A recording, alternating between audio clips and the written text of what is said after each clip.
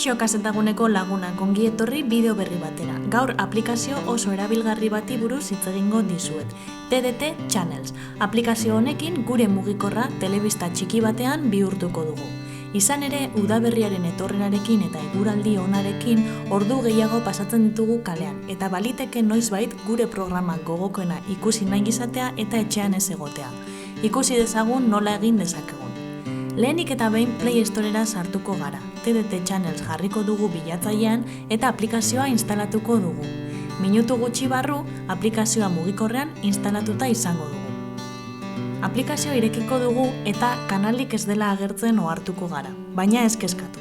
Oso erraza da kanalen zerrenda kargatzea. Hirugarren ikonoan klik egingo dugu, playlist ikonoan. Infoa agertzen den lekuan testu gainean klik egin eta aplikazioaren orri ofiziala irekiko zaigu. Orri honek hasieran nahasi xamarra eman dezake, iragarki dexente agertzen baitira. Berantz jaitsiko gara instalazio atala aurkitu arte, eta zuzenean laugarren urratsera joango gara. Hemen bi esteka ditugu. Batekin telebista kate guztiak lortuko ditugu eta bestearekin irrati zerrenda. Lehenengo estekean klik egingo dugu eta onartu emango diogu. Aplikazioara bideratuko gaitu eta telebistako kanal guztiak kargatuta daudela ikusiko dugu. Gauza bera egin dezakegu irratien zerrendarekin.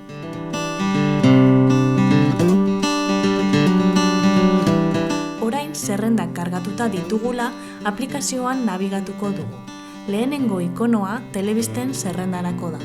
Kanal generalistak ditugu, informatiboak, kiroletakoak, aurrenak, autonomikoak, oso zerrenda zabala da.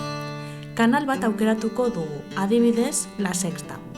Kanalaren programazioa agertuko zaigu, eta emision bat eta emision web botoiak ditugula ikusiko dugu. Kanala zuzenean ikusteko lehenengoa aukeratuko dugu, eta zuzeneko emisioa kargatuko zaigu. Bigarren ikonoa irratien zerrendarako da. Hemen ere irrati ezberdinen zerrenda oso zabala daukagu. Edozein irrati aukeratuko dugu eta zuzenean emisioa entzun ahal izango dugu. LTDko kanal guztiak izango genituzke gure mugikorrean aplikazio honekin. Gogoratu tabletean ere instalatu dezakegula.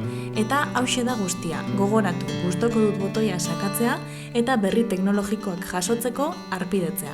Hurrengora arte!